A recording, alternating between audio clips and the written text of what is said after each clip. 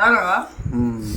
এবার ওই দিন তো সুরটা পাওয়া যাবে যে কি চাইতেছে, যদি টানে হ্যাঁ তারপর দিন কচি করা বেশি করে মারবো। কিন্তু ঝালটা একটু 2 কিলো ময়দা মারলে 30 টাকা হবে, বুঝলি না? কি হয়েছে কালো রং করে আছিস কেন? হ্যাঁ দেবো? হ্যাঁ না কি হয়েছে?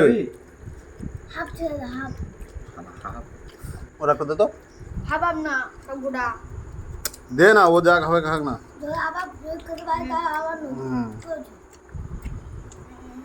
দে ও দে। মাংস দেবো? না মাংস দিয়ে আর খাবো না, আলু দিয়ে খাবো।